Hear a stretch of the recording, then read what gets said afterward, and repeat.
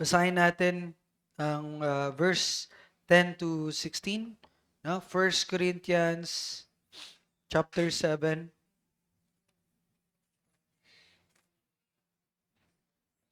1 Corinthians chapter 7, mula verse 10, basahin natin hanggang 16.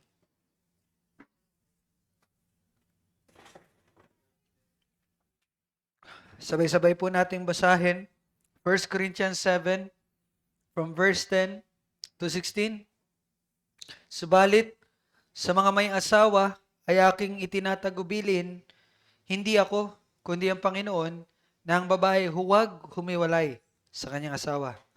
Subalit, kung siya may humiwalay, manatili siyang walang asawa, o kaya ay makipagsundo sa kanyang asawa. At huwag hiwalayan ng lalaki ang kanyang asawa. Subalit sa iba, ay ako ang nagsasabi, hindi ang Panginoon, na kung ang sino mang kapatid na lalaki ay may asawang hindi mananampalataya, at pumayag siyang mamuhay na kasama niya, ay huwag niya siyang hiwalayan. At kung ang babae ay may asawa na hindi mananampalataya, at pumayag ang lalaking ito na mamuhay na kasama niya, ay huwag niyang hiwalayan ang kanyang asawa. Sapagkat ang lalaking hindi mananampalataya ay nagiging banal sa pamagitan ng kanyang asawa, at ang babaeng hindi mananampalataya ay nagiging banal sa pamagitan ng kanyang asawa. Kung hindi, ang inyong mga anak ay magiging marumi. Ngunit ngayon sila ay mga banal. Subalit kung humiwalay ang hindi mananampalataya, ay hayaan siyang humiwalay. Ang kapatid na lalaki o kapatid na babae ay hindi nagagapos sa mga ganitong kalagayan, sapagkat tayo ay tinawag ng Diyos sa kapayapaan. Asawang babae, paano mo malalaman kung maliligtas mo ang iyong asawa? Asawang lalaki, paano mo malalaman kung maliligtas mo ang iyong asawa? So, sa mga nagdaan po na atin po mga sessions patungkol sa pag-aasawa, 1 Corinthians chapter 7 ay isang naging mahalagang pamantayan, no, ng ating pag-uusap doon. At ngayon, bilang huling session natin patungkol sa pag-aasawa, dahil wala namang nag-asawa pagkatapos nito, hindi, joke lang. No? Ay bilang huling session ay tiningnan natin iyon muli, no? So, baka lang nagkaroon tayo ng maling pagkaunawa, no, na okay lang ba na mag-asawa ng hindi mananampalataya? Well, the Word of God says hindi po. Hindi po maaari, no, ng isang mananampalataya ay mag-asawa ng hindi mananampalataya. Kaya bago ako magpatuloy sa aking tuturo dito, again, it's a reminder for all of us, mga kapatid, no, na iwasan na natin yung mga actions, pakikipag-usap, pakikipagkita, or pakikipag-ugnayan in a sense na merong purpose yung lalaki o babae towards you sa relasyon. Wag mong bibigyan na ng ganong mali po yun. Okay? Unang-una pa lang, hindi siya mananampalataya. At kung tayo man ay makikipag-engage to talk, to get to know each other sa mga hindi mananampalataya, malinaw po na nagkakamali po tayo. Okay? Kaya po, paalala, no, sa mga babae at mga lalaki na hindi pa kasal dito, iwasan nyo na po iyon.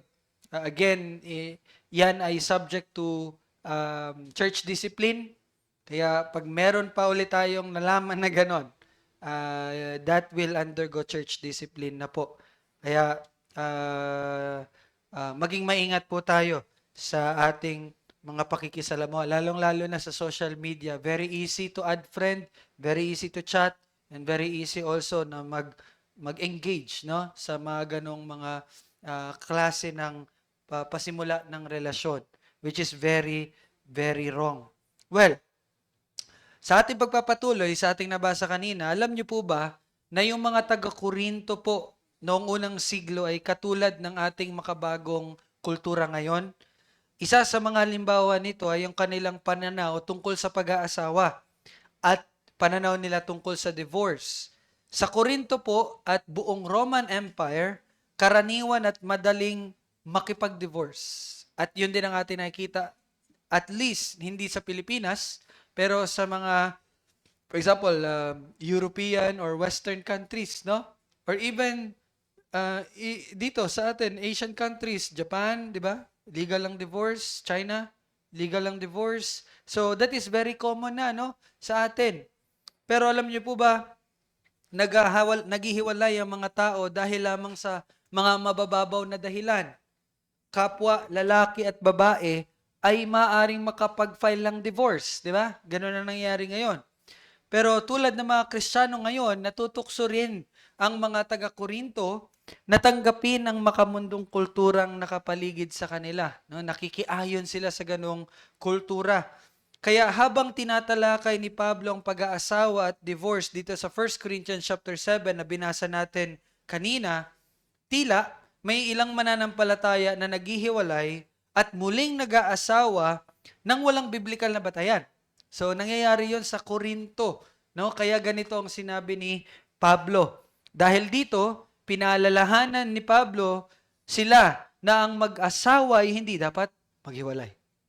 No, kaya yun yung unang sentence doon sa binasa natin kanina. At yun yung topic natin, no? Faithfulness in difficult marriages.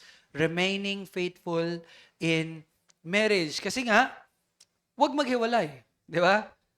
So, dahil dito, kung sakaling maghiwalay sila, anong sinabi ni Pablo? Dapat silang manatiling walang asawa. Dalawa lang option mo. Dapat kang manatiling walang asawa kung nakipag-divorce ka, or makipag-ayos ka muli sa iyong asawa.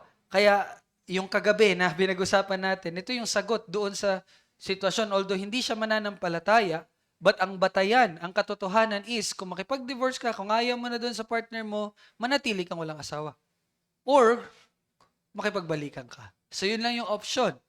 Naririnig niyo po yun? So, pinaliwanag din po ni Pablo na ang turong ito ay nagmula mismo sa Panginoong Jesus. Inilahad niya ang mga tiyak na aral na ibinigay ng Panginoong Jesus, no? So, inihayag ni Pablo kung ano man ang tinuro ng Panginoong Jesus nung siya ay nasa lupa pa. Maaring tinutukoy dito ni Pablo ay mula sa turo ng Panginoong Jesus na ang divorce at muling pag-aasawa na walang biblical na dahilan ay humahantong sa kasalanan na pangangalunya. Kung matatandaan niyo yung sinabi ng Panginoong Jesus patungkol doon, no, sa pag hindi ka nag-asawa, pag nag-divorce kayo at nag-asawa ka, 'di ba? 'Yon ay anong kasalanan 'yon? Pangangalunya. Except kung ang dahilan ng paghiwalay ay sexual immorality or pangangalunya, 'di ba? So mahalagang maunawaan na hindi po tinatalakay ni Pablo rito ang lahat ng posibleng sitwasyon tungkol sa divorce.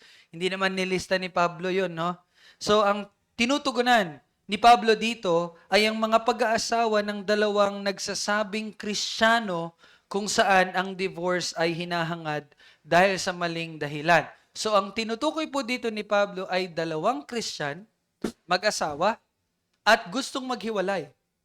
At yung dahilan ng paghiwalay ay maling dahilan para maghiwalay. So, yun yung focus dito ni Pablo. At ang pangunahing punto ni Pablo ay hindi daw dapat wakasan ang pag-aasawa dahil lang sa makasarili, pabaya, o kung ano pa mang hindi biblical na mga dahilan. So, ang pag-aasawa po ay isang tipan na itinatag sa harap ng Diyos, hindi lamang isang kasunduang pantao na maaring sirain anumang oras. No? Kung nabago man ang isip mo or damdamin mo sa asawa mo, hindi po ganon ang pag-aasawa. Malinaw na sinasabi ng kasulatan na ang divorce dahil lamang sa mababaw o walang kabuluhang dahilan ay hindi katanggap-tanggap sa Diyos. No? Dahil feel mo lang paggising mo sa umaga, ang baho ng kanyang bunganga, ayaw mo na sa kanya. Yung mga ganun ba? So, hindi po yun magiging batayan ng divorce, no? Kaya dapat pahalagahan ng mga Kristiyano ang pag-aasawa bilang isang banal at sagradong tipan at sikaping mamuhay ng may katapatan, pakikipagsundo at pagsunod sa disenyo ng Diyos para sa mag-asawa. Pero ngayon, no? Since I think alam nyo na yon, di ba? Ngayon, maaari nating matanong, kung ganito kaseryoso pala at ganito ka-sacred ang kasal, paano natin dapat tingnan ang dating or courting? Di ba? Kasi kung ang pag-aasawa, you are in a relationship, tas bawal maghiwalay, di ba? Haba ng sinabi ko kanina, pero ang conclusion na nun, huwag maghiwalay. Di ba? So, paano ngayon natin titingnan yung dating? Paano natin titingnan yung courting na sitwasyon? Kapag ba naging boyfriend o girlfriend mo si kapatid, hindi na dapat maghiwalay? At dapat ba, kung kayo ay nasa relasyon, dapat ba na humantong nasa kasalan, gaya ng sinasabi ni Kuya Ryan? O kayo nag-decide kayo ngayon na siguraduhin yung kakasal kayo Di ba? Yung ganon. Dahil kung sa kasal nga, hanggat maaari, hindi dapat maghiwalay. Pero kung dating, ano ba, ganun din dapat natin yung tingnan? Or dapat nating isipin na, okay, pwede pa rin tayo maghiwalay kasi hindi pa naman tayo kasal. So, yun yung parang bibigang linaw natin sa huling tagpo na ito. Now, in history at mula po sa pananaw ng Reformed theology, mahalagang maunawaan natin na ang pakikipagrelasyon or yung dating or yung courtship ay hindi katulad ng pag-aasawa. Tandaan niyo po yan. When you are dating or you are in a relationship, boyfriend-girlfriend, hindi yan katulad ng pag-aasawa. Yun ang una dapat nating tingnan. Ang pag-aasawa po ay isang tipan sa harap ng Diyos. Samantalang, ang dating or courtship ay isang panahon, ito, pakinggan nyo to, mahalaga to, isang panahon ng maingat ng pag-aaral at pagdidesisyon. Yan ang courting. Yan ang dating stage. Isang panahon ng maingat na pag-aaral at pagdidesisyon. Why? Dahil dito po sa stage na ito, ang mga biblical na batas tungkol sa divorce at muling pag-aasawa ay para sa pag-aasawa or mag-asawa. Hindi po para sa mga relasyong hindi pa kasal. Ulitin ko, yung mga rule na binasa natin kanina, bawal maghiwalay, ganito ganyan, para lang yun sa mag-asawa. Hindi yun para sa mga relasyong hindi pa kasal. Naririnig niyo po yun. Ang layunin po ng pakikipagrelasyon or yung dating or yung courtship ay hindi lamang para magkaroon ka ng kasama o kasiyahan. But ang purpose po kasi ng dating or courtship ay ito yung panahon upang ang dalawang mananampalataya, listen, dalawang mananampalataya dalawang mananampalataya, okay? Ang dating po ay panahon upang ang dalawang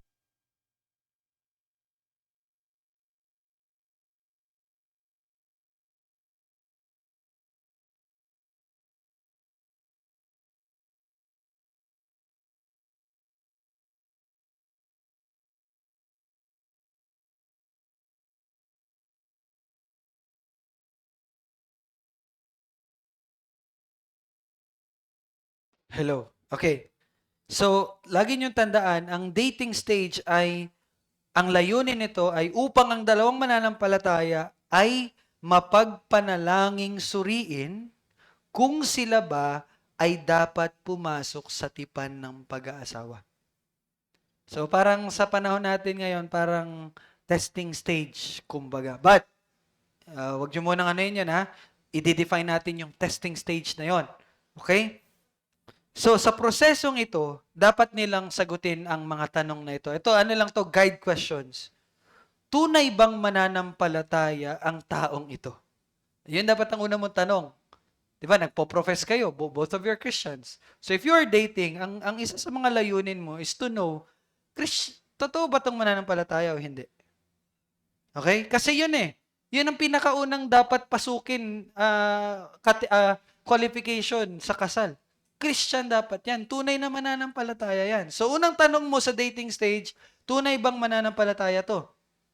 Pangalawa, nakikita ba sa kanya ang maka-Diyos na character? Di ba? Last 2 weeks, no, binigyan nating emphasis ang godly character. Nakikita ba sa kanya yung godly character? No?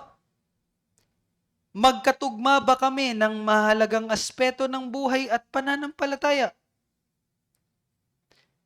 Magbibigay ba ng karangalan kay Kristo ang aming pag-aasawa? Ganon dapat ang tanong, no, sa dating stage. So kapag kayo gumagawa kayo ng kasalanan, kayong dalawa ay hindi kayo parang ganon agad.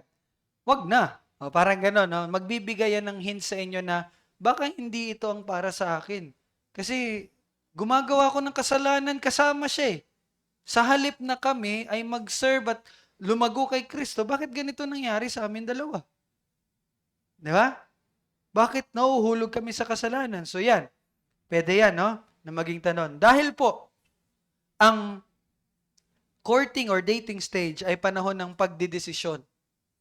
Posible, at kung minsan ay mas mabuti na magpasyang huwag ituloy ang pag-aasawa. So, ibig sabihin po, maaari silang maghiwalay. So, kalimutan nyo na po yung sinasabi ko dati. Na kung kayo ay papasok sa isang relasyon, dapat, kung yan ay desisyon mo, siya na talaga. Hindi pala. Dating stage ay pwedeng maghiwalay kapag nasa dating stage pa kayo. Kasi again, dating stage is time for decision making. Ang pagtatapos ng isang relasyon ay hindi katulad ng divorce sapagkat wala pang naitatag na tipan ng pag-aasawa sa kanilang dalawa. Kaya hindi yun kasalanan. Kita niyo po? Sa ilang pagkakataon, ang paghihiwalay ay maaaring maging maka-Diyos na desisyon. Kung lumilitaw ang seryosong mga suliranin tulad ng kawalan ng pananampalataya, kung nakikita mo yung lalaki o babae na karelasyon mo, ay parang hindi to mananampalataya. Patuloy na makasalanang pamumuhay. Lalo na premarital sex, no? Pag ganon, isa agad yun na parang tanda, na parang tama ba na itong mapangasawa ko? Or pang-abuso, kakulangan sa spiritual maturity. Lumalago ba tong partner ko? Parang hindi siya lumalago. Parang nung una namin pagkilala, hanggang ngayon, ganun pa rin siya. No? O, malaking hindi pagkakatugma sa direksyon ng buhay at mga biblikal na pananaw ninyong dalawa. If may nakikita kayong ganun, maaring palatandaan yon na hindi siya perfect. Ay, hindi perfect. Hindi siya fit for you na maging asawa mo. Pero, hindi po dapat tratuhin ng mga Kristiyano ang dating stage na basa-basa na lamang. Bagamat hindi ito pag-aasawa, tinatawag pa rin ng mga mananampalataya na mahalin ang kanilang kapwa ng may katapatan, purity at paggalang. Kaya dahil dito, dapat nilang iwasan ang panlilinlang ng damdamin. No? Kasi unang-una sa lahat, kung yang nagiging karelasyon nyo, una nyo yang naging kapatid kay Kristo bago nyo naging karelasyon. Kaya, nandun pa rin dapat kung paano mo mahalin ang iba mong kapwa mananampalataya. Ganon din dapat ikaw sa kanya. So, isa doon ay ang wag panlilin lang. Diba? Wag din dapat magbigay ng maling pag-asa. Kung paasa ka lang, no? Hindi dapat ganon. Hindi rin dapat iwasan ang pagpasok sa relasyon ng walang seryosong layunin, which is marriage. At dapat huwag pumasok na sa isang relasyon na yung pagtrato sa ibang tao na para bang madaling palitan o itapon na lang. Ang isang relasyon ay dapat laging nagpapakita po no ng Christ-likeness. So, yun dapat ang layunin nyo whenever you enter into a relationship. Now, isa po sa mga problema na dapat natin ngayong bigyang pansin at diin ay ang kultura ng ating mundo ngayon na tinatrato ang pakikipagrelasyon o yung dating stage na parang pansamantalang pag-aasawa. Dito tayo papasok. Ito yung mali. Ito yung mali natin. Na kapag sinasabi nating boyfriend ko siya, girlfriend ko siya, tinuturing natin to na parang mag-asawa na kayo. This is the time na we have to erase that mindset. Mali po yun, mga kapatid. Kaya po, marami magkasintahan na nagkakaroon ng malalim na emotional na dependence sa isa't isa. Kaya, nagsasagawa na sila ng sexual intimacy. Kasi nga, oy, girlfriend kita. May karapatan ako sa katawan mo. Yun ang mali natin. Iniisip natin na yung dating ay parang marriage. Pero di ba paano tayo nagsimula? Ang marriage is iba sa dating. Kaya kapag naghiwalay kayo, hindi yun saklaw ng kasalanan ng divorce. So ganun din kapag kayo, since magkaiba ang dating sa marriage, hindi din pwede nyong gawin kung anong ginagawa ng dalawang taong kasal. And isa doon is sexual intimacy. Inindihan nyo? Kaya doon tayo nagkakamali kasi nga ang pamantayan ng mundo ngayon, kapag sinasabi mong dating kayo, in a relationship kayo, iniisip nyo parang mag-asawa na kayo. No. Huwag nyo isipin yun. Huwag nyo isipin na mag-asawa kayo. Tatawagan pa, Daddy, Mami, Be, Honey. Mali po pala yun, no? Tapos, iniisip na marami, pwede tayong magsama sa isang bahay. At mamuhay na parang mag-asawa habang iniisip na merong kalayaang umalis o makipaghiwalay anumang oras. Mali po yun. Madalas, no? Ito ay humahantong sa kalituhan, sakit ng damdamin, tukso, dahil tinatamasa nila ang mga pribilehiyong para lamang sa pag-aasawa. Nang wala ang tipan ng pag-aasawa. So you see, yun ang mali. Kaya dahil po dito mga kapatid, hinihikayat ang mga mananampalataya na makipagrelasyon ng may malinaw na layunin. At makipagrelasyon kayo na hindi iniisip na kayo ay mag-asawa na. Kaya, sasabihin ko po sa mga nasa relationship, hindi kayo mag-asawa. At hindi nyo kailangan tratuhin ang inyong sarili na bilang mag-asawa. Mamaya, makikita natin. So, anong gagawin namin? Mamaya, makikita nyo po yan. Tandaan nyo po, ang layunin po ng dating or courtship ay hindi para maranasan ang mga bagay na tanging nararapat gawin sa loob ng pag-aasawa. Hindi po yun ganon. Para lang matesting, matry mo. Hindi. Sa halip, ang dating or courtship stage ay para alamin kung wise ba at makadiyos bang pumasok sa pag-aasawa sa taong karelasyon mo ngayon. Yun ang purpose ng dating at courtship. To know, to examine, to evaluate. Pwede ba? Okay ba na pumasok ako sa pag-asawa with this guy, with this lady? Yun po ang purpose ng dating. Okay? Kaya dapat maging tapat ang mga Kristiyano, humingi ng makadiyos na payo, panatilihin ang purity, at iwasang kumilos na parang mag-asawa bago pa man sila ikasal. Ang antas ng pangakong naayon sa tipan ay dapat ilaan lamang para sa pag-aasawa. Ulitin ko po, ang antas ng pangakong naayon sa tipan ng pag-aasawa ay dapat ilaan lamang din para sa mag-asawa. Ayaw natin tanggapin yung divorce. Dahil nga, hindi pa naman kami kasal. Pero ginagawa natin yung bagay para sa kasal. Very, very wrong. Kung ganon, maaari nating itanong, anong practical na mga gawain na pwede kapag nasa dating or courtship stage. Di ba? Kung hindi pala dapat namin tratuin naming na mag-asawa, so anong pwede namin gawin? Ganito ang dapat niyong gawin. Pakinggan niyo po to. Dahil nga po ang layunin ng dating stage ay matalinong pagdidesisyon sa pag-aasawa, so dapat ang bigyan ng priority ng mga Kristiyanong magkasintahan ay ang kanilang getting to know each other? Hindi. Ang dapat nilang maging priority ang spiritual na paglago. Spiritual maturity.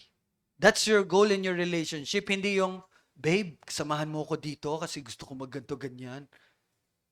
Babe, kain tayo sa labas.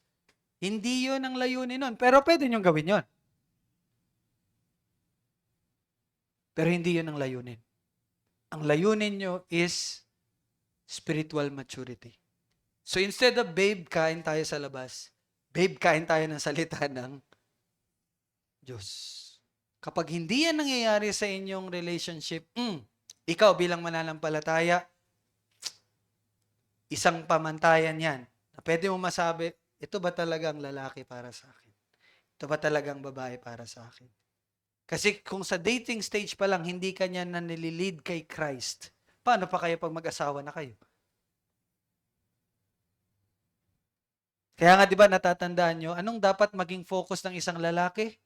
Ihanda ang kanyang sarili bilang leader, bilang tagapagdala ng kanyang asawa at magiging anak kay Kristo. Kaya sa dating stage, mga babae, yun dapat ang nakikita nyo sa mga lalaki na dinedate nyo. Sorry, sa lalaki na dinedate nyo. At ganun din sa babae.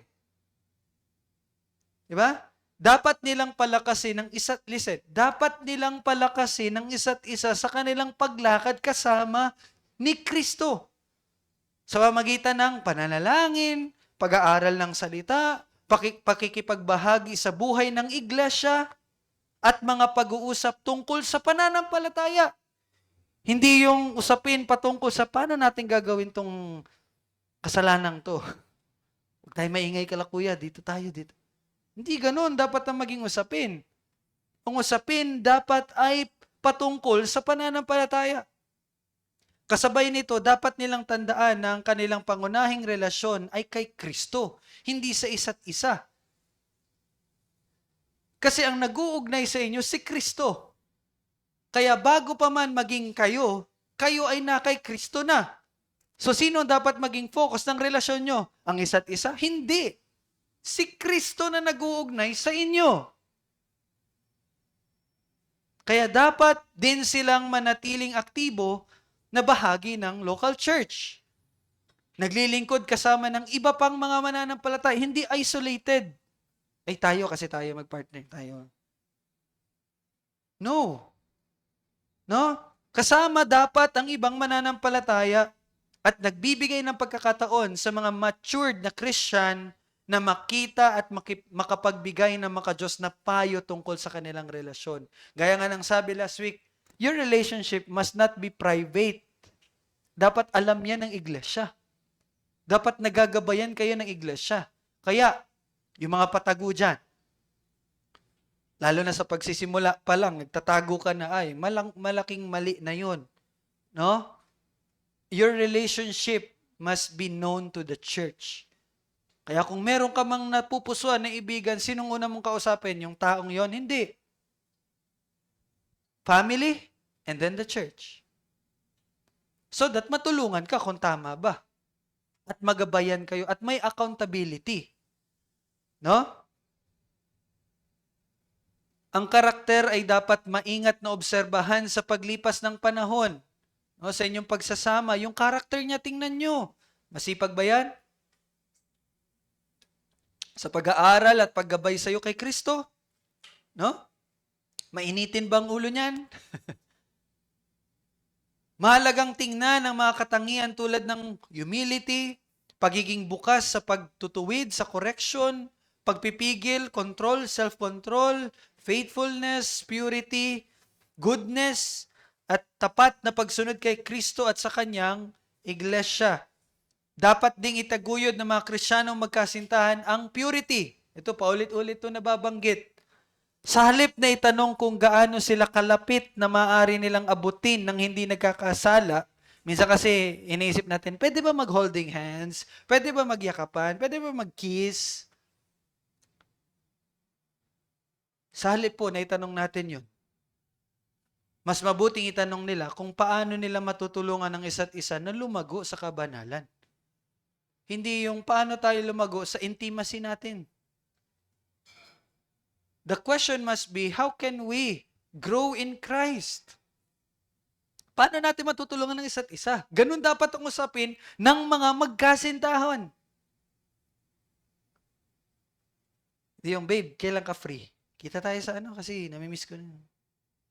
Di ganun. Kailan ka free? Aralin mo na yung chapter 1 ng John. Didiscuss natin yan. Ganun dapat. It may sound funny. It may sound funny. Pero yun ang tunay at tamang paraan ng pakikipagrelasyon. Huwag mong kilalanin siya. Kilalanin mo siya kay Kristo. Paano siya lumalakad kay Kristo? Yun ang getting to know each other stage ng dapat mga Kristiyanong papasok sa isang relasyon. No? Nangangahulugan ito ng pag-iwas sa mga sitwasyong nagdudulot ng tukso. Pagtatatag ng boundaries at pagtrato sa isa't isa ng may dangal at paggalang bidlang kapwa mananampalataya. Kasi nga, lagi niyong tandaan, magagawa mo ba yan sa isa mong sister, isa mong brother? Na idalin siya sa kasalanan. Tingnan nyo nga yun. Okay, para mas maging malinaw. For example, ikaw lalaki ka. Kapwa kayo mananampalataya, nasa dating stage kayo. Isipin natin, dadalin mo siya sa kasalanan. Pwede ba mag-ano tayo? Kasi tayo naman. Sa tingin mo, magagawa mo yun sa ibang babae? Na hindi mo karelasyon. Madadala mo ba yung kapatid mo na yon sa ganong kasalanan? Di ba hindi? So, ganun din mo dapat itrato itong karelasyon mo. Nagigets niyo po yun? So, hindi pagdala sa kasalanan. Hindi pagdala sa tukso. But pagdala sa kabanalan. Habang umuunlad ang relasyon, dapat nilang pag-usapan yung mahalagang bagay na may kaugnayan sa pag-aasawa tulad ng buhay iglesia. Yung, alam niyo yun, yung plano niyo, hindi yung magandang plano, ilan yung anak natin, pero go beyond that. Pag nagkanak na tayo, paano natin sila tuturuan sa landas ng Panginoon? Ganun kayo dapat mag-usap. Yung bahay natin, anong tawag dito? Anong disenyo ng bahay natin? Go beyond that. Yung bahay natin, makaka-accommodate ba tayo ng church fellowship dito? Ganun kayo dapat mag-isip at mag-usap. Diba?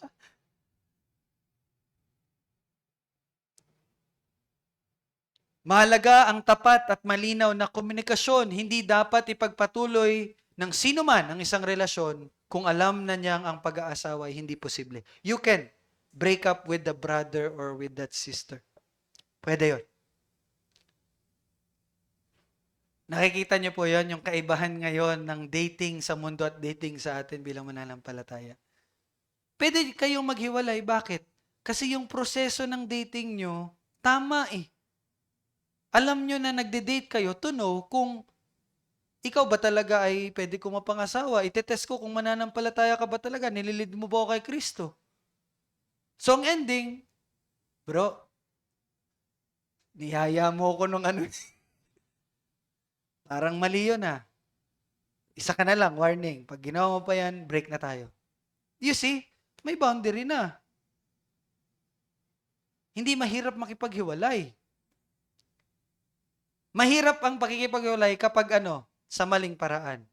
Nakikipaghalikan ka na, nakikipag-ano ka na, o kaya yung hiwalayan, mahirap gawin. Wala na eh, naano niya na ako eh. Nakikita nyo? Kasi mali eh. Mali yung dating eh. Parang mag-asawa na eh. Kaya hirap maghiwalay. Nagsisend ka na ng picture, ng kung ano-ano. Kaya mahirap. Pero kung yung daan or way ng pagrerelasyon ninyo is yung sinabi natin ngayon, madaling makipaghiwalay. You see?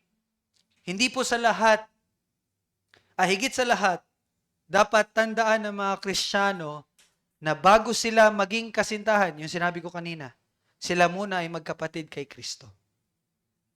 Dapat nilang hangarin ang spiritual na kabutihan ng isa't isa. Hindi nawawala yung layunin ng iglesia. Ano yung layunin ng iglesia? Di ba 3? Tatandaan niyo yung layunin ng iglesia? Ano yung layunin ng iglesia? Sambahin ng Diyos? Pagpatibay ng iglesia. So, hindi nawawala yung pagpapatibay ng iglesia sa inyong relasyon. Magpapatibay pa rin yun. Nagigets nyo? Dapat nilang hangarin ang spiritual na kabutihan ng isa't isa, ingatan ang purity ng isa't isa, at mabuting pangalan ng bawat isa. Yung dignidad, no? At kumilos sa paraang nagbibigay ng karangalan sa Panginoon. Your relationship must give glory to God. Kaya, isa sa makakatulong na tanong para sa bawat magkasintahan na ito. Kung hindi man kami magkatuluyan sa pag-aasawa, aruy. Kung hindi man kami magkatuluyan sa pag-aasawa, ito dapat yung tanongin nyo. Maganda to. Kung hindi man kami magkatuluyan sa pag-aasawa, masasabi pa rin ba naming natulungan namin ang isa't isa na sumunod kay Kristo ng mas tapat? So breakup is very easy. Nagigets nyo? Yun dapat yung tanong. Di ba? Kung magbe-break man kami, natulungan ba namin ang isa't isa na lumago at maparangalan si Kristo? Kung ang sagot nyo ay oo sa inyong breakup, malalaman nyo na ang relasyon na iyon ay nasa isang malusog at nakakalugod sa Diyos. That is still pleasing to God kahit naghiwalay kayo. Kita nyo po yan? So, okay ba yan? Okay? So ngayon, magpapatuloy po ako doon sa 1 Corinthians 7. About to sa divorce. Balik tayo sa divorce. No? Kasi in-insert ko lang po talaga yon. Ang dapat talaga topic natin is about this, no? Relation to divorce. Kaya lang, dahil nga ang divorce ay paghihiwalay at hindi yun nararapat, pinasok ko lang siya. Paano kung magkasintahan pa lang kami? Pwede ba maghiwalay? So, nasagot. At ngayon, nabigyan na tayo ng kaunawaan paano dapat ginagawa ang pakikipagrelasyon. So, again yung mga may karelasyon ngayon, ganun dapat. Ganun dapat sa inyong relasyon. Kaya mag-reform kayo. Kung hindi man ganun ang nangyayari ngayon, it's time for reformation. Balik kayo sa salita ng Panginoon. Ganon ang gawin ninyo. Pag hindi, ayaw ni brother, ayaw ni sister, maghiwalay na kayo. Okay ba yan? Okay ba yan? Totoo. Kasi it doesn't match. No? Hindi pwedeng ganyan kayo papasok sa pag-aasawa. Ngayon, habang lumalaga na po ang gospel doon sa church sa Corinthians, maraming mga pagkakataon na yung asawa ng nagiging Kristiyano ay hindi naging Kristiyano. Bibigyan ko lang kayo ng ideya about sa Corinthians. No? Baka kasi isipin nyo, Kuya, bakit sinabi ni Pablo na kapag yung asawa daw hindi mananampalataya, huwag maghiwalay? So, ibig sabihin, pwede mag-asawa ng hindi mananampalataya? Hindi po ganon. Ang nangyari po sa Corinthians is ganito. Both sila hindi mananampalataya. Yung mag-asawa na sila, pero hindi sila mananampalataya. Nung na-spread na yung gospel, yung isa nanampalataya. Yung partner niya, yung asawa niya, hindi nanampalataya. Kaya nagkaroon ng mag-asawang mananampalataya at hindi mananampalataya. Hindi ito yung mananampalatayang isa, naghanap ng mga pangasawa. Ito pogi, kahit hindi mananampalataya, alikan na. Tapos tayo na. Hindi ganun na nangyari. Okay? Gusto ko lang yan bigyang linaw. Ang sinasabi dito ni Pablo is, pareho silang hindi mananampalataya, pero naging mananampalatayang isa, kaya lang yung isa ayaw. So ito ang sabi ni Pablo, kung ang inyong asawa ay hindi nananampalataya, pero pinili niyang magstay, huwag kayong maghiwalay. Kaya ganun ang salita ni Pablo. Gets nyo na po yung background? Okay? So, kaya nung sitwasyon na yon, nangyayari yon, lumitaw yung isang mahalagang tanong. Dapat bang manatiling kasal ang isang mananampalataya sa asawang hindi mananampalataya? O nagiging marumi ba ang pag-aasawa dahil sa hindi pananampalataya nung isa? So, sinagot ito ni Pablo. Itinuro ni Pablo na kung ang asawang hindi mananampalataya ay handang manatili sa pag-aasawa, hindi dapat makipag-divorce ang mananampalatayang asawa. Hanggat nais ng hindi mananampalatayang asawa na ipagpatuloy ang pag-aasawa at hinahayaan ang mananampalataya na isabuhay ang kanyang pananampalataya kay Kristo, dapat manatili ang kanilang pagsasama. So, yun yung sinabi ni Pablo. Ipinaliwanag ni Pablo na hindi ginagawang spiritual na marumi ng hindi mananampalatayang asawa ang mananampalatayang asawa. Kaya po, binanggit ni Pablo, di ba, hindi kayo nagiging marumi. Bagkus, yung asawa niyong hindi mananampalataya, anong sabi ni Pablo doon? Naging banal. Kahit yung anak ninyo, banal na din. Anong ibig sabihin ni Pablo doon? Ligtas na sila? Hindi. Ang sinasabi po doon ni Pablo ay hindi kaligtasan. For example, ikaw, hindi kayo mananampalataya. Nanampalataya ka. Yung asawa mo, ayaw na mananampalataya. Hindi ibig sabihin noon na nagiging marumi yung kasal ninyo kasi yung isa ayaw mananampalataya kay Kristo. But ang nangyayari, yung hindi mananampalataya, naging banal din siya dahil sa iyo nananampalataya. At yung mga anak ninyo, naging banal. Again, ang tanong, Kuya, ibig sabihin ba nun ligtas sila? Kahit ako lang nanampalataya, yung asawa ko hindi, yung anak ko hindi naman din. Pero ligtas ba sila? Kasi sinabi ni Pablo, banal sila. Hindi po. Hindi yun patungkol sa kaligtasan. Ang ibig sabihin ni Pablo doon, banal sila in a sense na yung mga pribilehiyo mo bilang mananampalataya na natatamasa mo, matatamasa din nila. Kaya 'di ba, for example, ikaw hindi ka mananampalataya, yung mga anak mo hindi nananampalataya, pero nadadala mo sila sa church. Naririnig nila ang salita ng Diyos. 'Di ba? Hindi katulad nung iba na mga hindi mananampalataya, wala silang ganun. Sila ay tinuturing na banal kasi nga natatamasa nila yung mga special na privilege mo as a believer. Pero kailangan pa rin nilang manampalataya paglaki nila para sila ay maligtas. 'Di ba? Hindi naman natin sinasabi, ay ikaw lang nanampalataya, yung anak mo hindi, yung asawa mo hindi, o wag mong patuloyin dito. Wag mong papasukin dito. 'Di ba hindi tayo ganon? Kasi nga sa'yo, sa pamagitan mo, naging banal sila in a sense na nakakasama sila ng iglesia, na nakakasalamuha sila ng iglesia, naririnig nila ang salita ng Diyos, naririnig nila ang mga panalangin natin, at nakakasama sila sa mga gawain natin. Yun ang ibig sabihin ni Pablo nung sinabi niyang sila ay naging banal. Ngayon, sa huling pagkakataon, sa huling tagpo, kapag iniwan ng hindi mananampalatayang asawa, anong gagawin? Kung ang hindi mananampalatayang asawa ay ayaw ng manatili. So again, malinaw po ang tinuro ni Pablo. Kung iiwan ka ng hindi mananampalatayang asawa mo, hindi ka obligadong manatili sa pag-aasawa na yun. You see? So, kung sino man dito ang may asawang hindi mananampalataya, kung makikipag-divorce sa'yo yung hindi mananampalatayang asawa mo, okay, go. Acceptable yan for divorce. Hindi mo kailangan manatili doon. Okay? So, okay. Ito, short lang, no? May dalawang dahilan para payagan ang pakikipag-divorce. Una is sexual immorality, pangalawa is kung iiwan ka, di ba? Pero meron po na mga reformed churches na kino-consider yung physical abuse, yung binubugbog ka, yan ay maiko-consider na pag-abandon na din sa'yo, pag-iwan din sa'yo. Kasi bagaman magkasama kayo, pero lagi kang binubugbog, hindi niya na ginagawa yung kanyang tungkulin, so maaari daw na maging batayan iyon upang payagan ang pakikipag-divorce.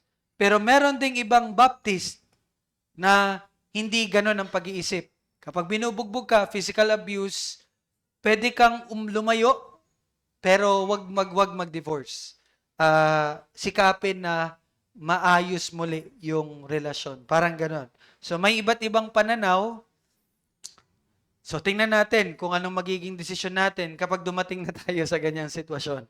Pero again, malinaw po, no, na hanggat hindi nakikipaghiwalay, kung hindi man yan mananampalataya, yung naging asawa mo, stay sa marriage. Be faithful sa marriage. No? Pero kung ayaw niya na, kung hindi yan mananampalataya, okay, pwede na yan makipag-divorce. Pero pag kayo ay dalawang mananampalataya, tapos mag-divorce lang kayo, hindi po yun naayon sa salita. No? Manatili kayo sa pag-aasawa. Kuya, paano pag believer kami pareho pero nangalunya yung isa? Di ba, pangalunya pwede maging grounds for divorce? Paano yon? Kapag both kami mananampalataya, kaya lang nagkasala siya. Anong magiging tugon? Pwede ba makipag-divorce? As a believer, forgive. Manatili sa pag-asawa. Magpatawad at tulungan na makabalik ang isa. So, para sa akin, sa ngayon sa pag-aaral ko, pwede lang yun kung hindi mananampalataya yung nangalunya. Pwede yun maging grounds for divorce. Pero if believer, masakit. Pero as much as possible, forgive. Manatili sa pag-aasawa. Okay po? So, dito po nagtatapos ang ating usapin patungkol sa pag-aasawa. So, nawa, nakatulong ito sa mga desisyon na gagawin natin, kung tayo man ay nasa loob ng relasyon, kung paano tayo dapat makipagrelasyon, nawa ay naging gabay iyon sa atin.